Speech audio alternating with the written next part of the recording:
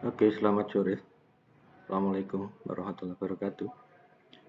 Oke, kita akan melanjutkan materi setelah manajemen lingkup. Sekarang kita masuk di manajemen waktu proyek.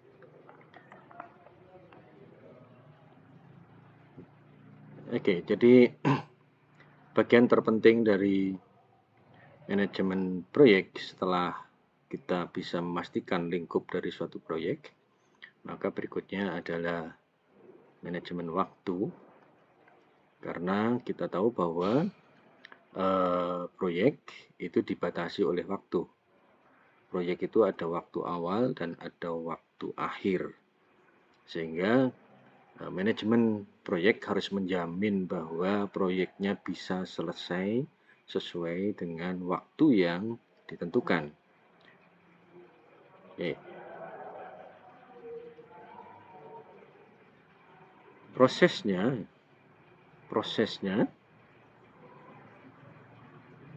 manajemen waktu proyek terdiri atas mendefinisikan aktivitas, membariskan aktivitas, mengestimasi sumber daya aktivitas, mengestimasi durasi aktivitas, kemudian membuat jadwal dan mengendalikan jadwal. Oke, hasil dari manajemen waktu adalah jadwal proyek. Oke, jadi hasil dari manajemen waktu proyek adalah jadwal proyek. Oke, jadwal proyek diperlukan untuk memastikan bahwa semua aktivitas yang sudah diidentifikasi di manajemen lingkup, yaitu berupa WBS, itu bisa dialokasikan waktunya sehingga semua aktivitas itu ada waktunya dan membentuk keseluruhan proyek, aktivitas proyek.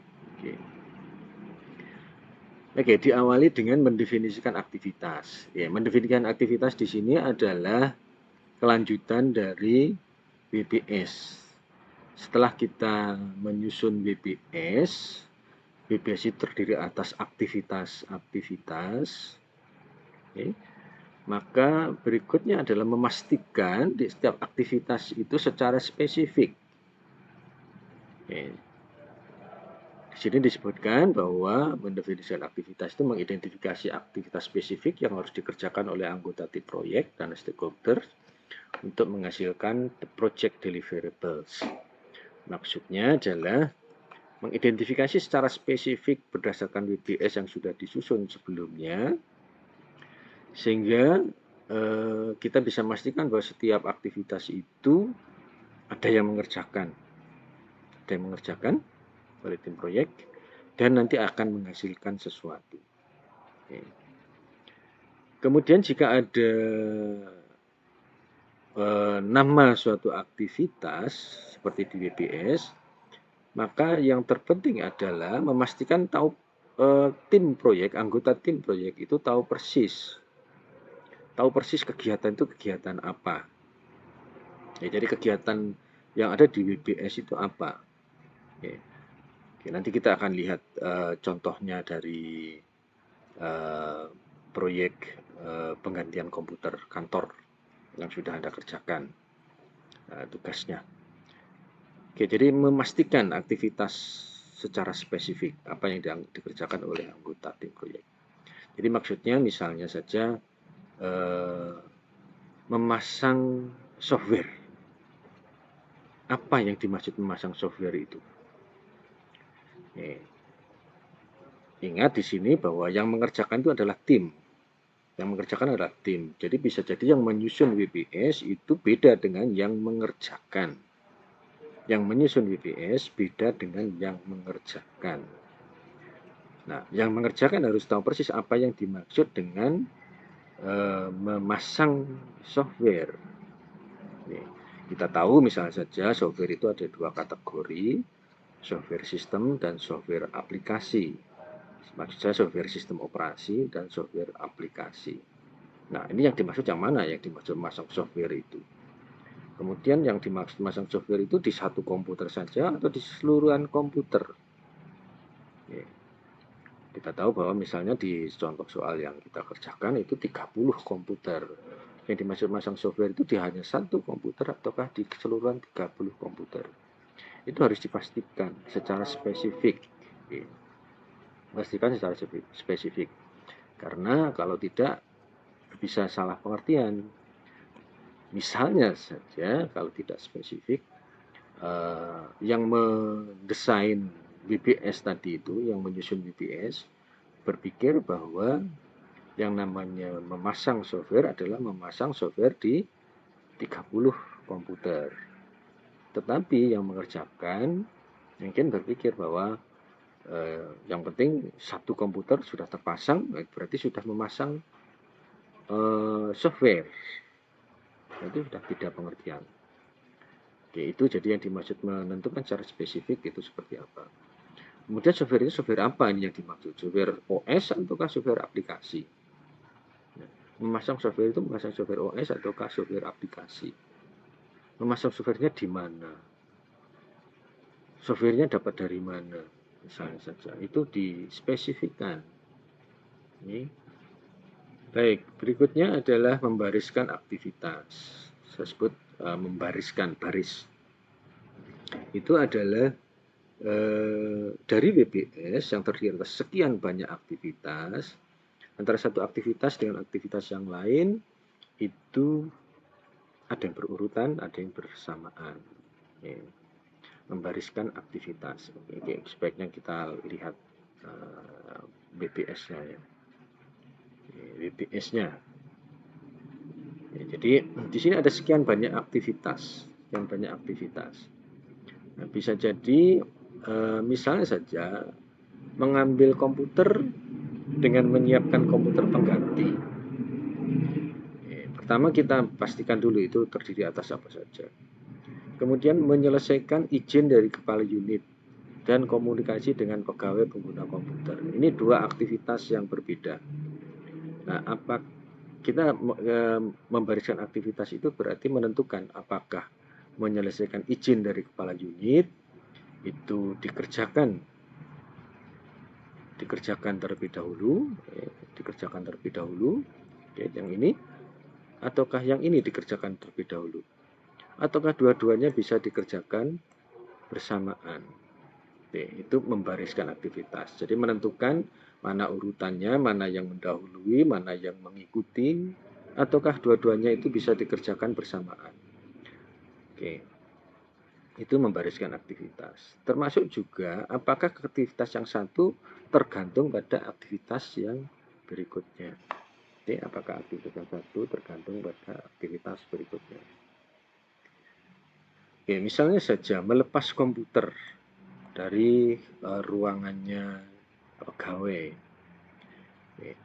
Bisa jadi itu sangat tergantung pada izin dari kepala unit. Atau komunikasi dengan pegawai. Karena melepas komputer tidak bisa sesukanya karena komputernya sedang dipakai. Jadi bisa jadi setelah komunikasi baru kemudian bisa melepas komputer. Tidak bisa tim proyek tahu-tahu datang ke ruangan, tahu-tahu melepas begitu saja. Tentu tidak mungkin. Ini berarti bahwa melepas komputer itu dikerjakan setelah komunikasi dengan pegawai pengguna komputer. Tetapi yang menyelesaikan izin dari kepala unit dan komunikasi dengan pegawai pengguna komputer ini dua aktivitas yang mungkin bisa dikerjakan bersamaan. Artinya ada satu anggota tim proyek yang tugasnya menyelesaikan izin dengan kepala unit, yang satu lagi berkomunikasi dengan pegawai pengguna komputer. Oke, itu yang dimaksud dengan membariskan. Sehingga nanti ada, kalau misalnya di sini satu aktivitas, ini aktivitas yang lain, itu ada yang berurutan seperti ini. Ada yang mungkin bersamaan. Ini ada dua aktivitas yang bersamaan. Itu membariskan aktivitas. Kemudian mengestimasi sumber daya aktivitas.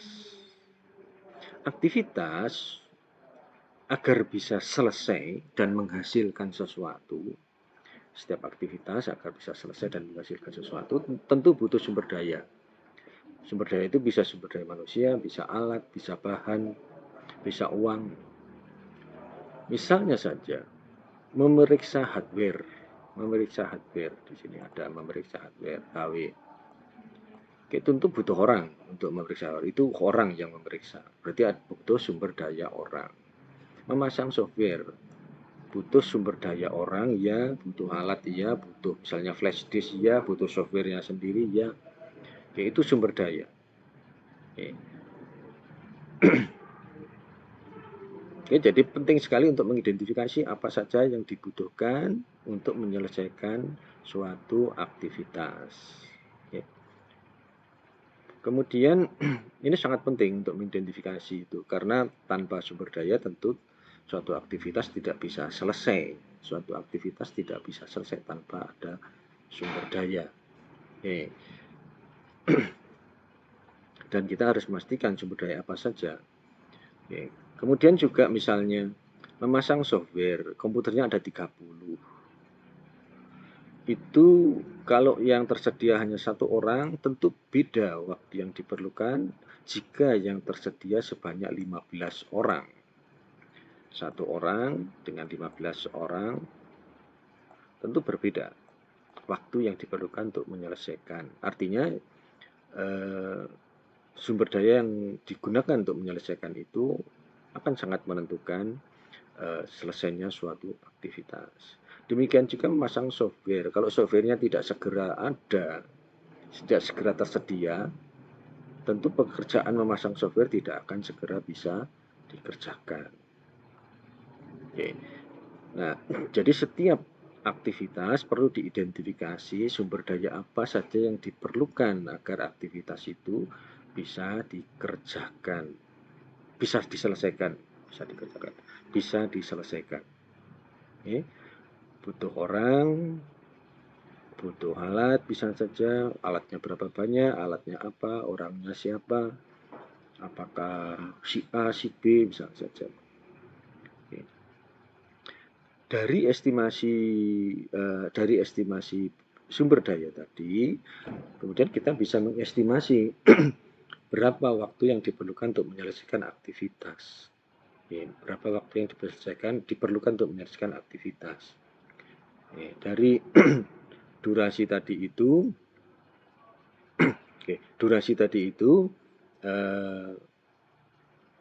diperoleh setelah kita bisa mengidentifikasi sumber daya yang tersedia. Tadi saya beri contoh misalnya memasang software untuk 30 komputer.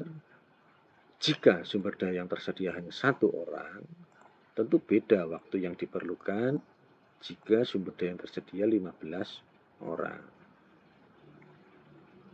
Oke.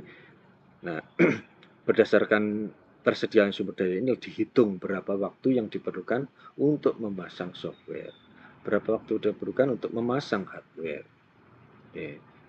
Jadi memasang software misalnya saja kalau kita tahu menginstal OS misalnya saja itu untuk 30 komputer. Jika satu orang menginstal satu komputer, mungkin kita tahu kalau komputer baru gitu mungkin bisa selesai dalam waktu 30 menit misalnya saja. Nah, kalau misalnya 30 komputer, berarti kalau satu orang yang mengerjakan, kita dikerjakan berurutan, berarti kan 30 menit kali 30. Berarti berapa? 900 menit. Oke, 900 menit. 900 menit itu cukup lama, sekitar 10 jam lebih. 15 jam. Oke, 15 jam. Oke, tentu akan beda dengan kalau yang tersedia ada 15 dan masing-masing ada software yang siap untuk diinstal. Ada 15 orang, sumber daya tersedia dan software yang diinstal juga tersedia 15. Berarti satu orang bisa mengerjakan 2 komputer. Oke. Nah, itu ilustrasi bagaimana menghitung durasi aktivitas. Tentu akan beda kalau tersedia 15, tetapi yang dipakai untuk menginstal hanya satu flash disk misalnya saja. 15 tadi menjadi sia-sia karena hanya satu flash disk. Ya, tentu akan beda dengan 15 itu juga punya 15 flash disk yang siap dipakai untuk menginstal software sistem operasi. Oke. Kemudian kalau sudah diestimasi masing-masing aktivitas itu perlu waktu berapa lama, berapa jam, berapa hari, berapa minggu misalnya saja untuk setiap aktivitas, maka setelah tadi dalam bentuk barisan, maka kita bisa menyusun jadwal dari masing-masing aktivitas. Oke, jadwal itu berarti mungkin bisa saya tunjukkan di mana ya. Nah, ini mungkin seperti inilah. Sekalian, ini barisan plus jadwalnya. Ini ada aktivitas. Oke. Jadi ada sekian banyak aktivitas, kotak-kotaknya adalah aktivitas. Oke, aktivitas-aktivitas misalnya saja. Oke, ini berurutan, ini mungkin bisa bersamaan. Oke, total waktunya bisa dihitung dari yang ini, yang biru ini. Oke. Nanti kita akan lihat bagaimana cara menghitung waktunya. Ini kelihatan jadwalnya, jadi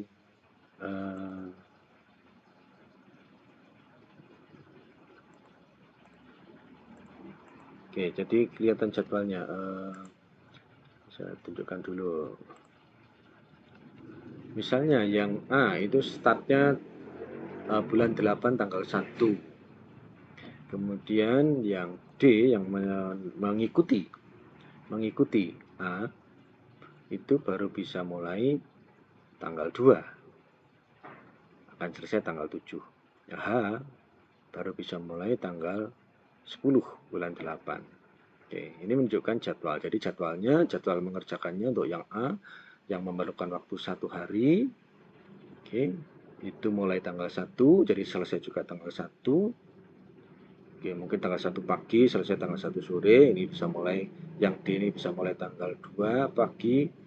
Dan karena memerlukan waktu 4 hari, bisa selesai tanggal 7. Oke, jadwalnya tanggal 2 baru mulai. Kemudian yang E tanggal 3 dan akan selesai tanggal 9. Oke, yang F tanggal 3 dan akan selesai tanggal 8. Oke, itu jadwal. Kapan mulai, kapan berakhir, memerlukan waktu berapa lama. Oke, saya kembali lagi ke awal lagi. Oke, kita bisa menyusun jadwal itu karena ada aktivitasnya sudah dibariskan, sudah dihitung durasinya, sudah dibariskan. Oke, kembali lagi ke sini tadi. Ini sudah membentuk barisan. Oke, sudah membentuk barisan. Kemudian sudah kelihatan durasinya. Durasi tadi bisa dihitung dari sumber daya yang tersedia. Kemudian sudah tersusunlah jadwal. Jadi setelah melihat barisan ini, waktu yang diperlukan, kemudian tersusunlah jadwal seperti ini. Oke. Di antara jadwal ini, diantaranya juga akan teridentifikasi berapa total waktu yang diperlukan untuk menyelesaikan seluruh proyek ini. Oke, jadi berapa total waktu yang diperlukan untuk menyelesaikan seluruh proyek. Nah, untuk memudahkan, kita menggunakan Project Libre ya, yang kemarin saya minta untuk di-download dan di-install. Ya, jadi nanti akan bisa diidentifikasi di Project Libre itu yang disebut dengan lintasan kritis. Di total waktu kegiatan yang berada di lintasan kritis, dan di sini ditunjukkan oleh kotak biru, itu menunjukkan total waktu yang diperlukan untuk menyelesaikan proyek. Oke, jadi misalnya saja untuk kasus ini, total waktunya ini 2 hari, ini 5 hari, 7 hari, tambah 6 hari, 13, tambah 36. 16 hari, diperlukan waktu 16 hari. Banyaknya aktivitas ini 1, 2, 3, 4, 5, 6, 7, 8, 9, 10. Jadi untuk 10 aktivitas itu bisa diselesaikan dalam waktu 16 hari. Ada aktivitas yang dikerjakan harus berurutan, karena ada dependensinya, karena satu aktivitas baru bisa dimulai setelah aktivitas yang lain selesai. Dan ada aktivitas yang bisa dikerjakan bersamaan. Oke, itu jadwal. Oke, kemudian, nah jadwal ini ketika dijalankan harus benar-benar dikendalikan agar bisa ditepati sehingga seluruh proyek bisa selesai sesuai dengan jadwal.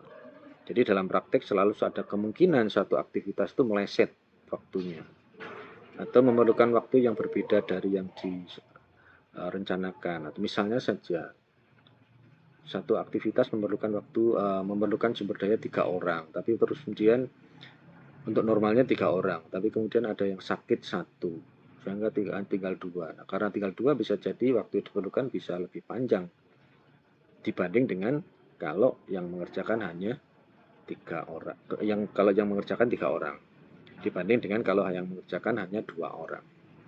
Oke. Nah, situasi mengendalikan jadwal itu adalah bagaimana mengatur supaya jadwalnya itu tetap jalan, proyeknya tetap jalan, jadwalnya sesuai. Itu kira-kira untuk proses manajemen waktu proyek.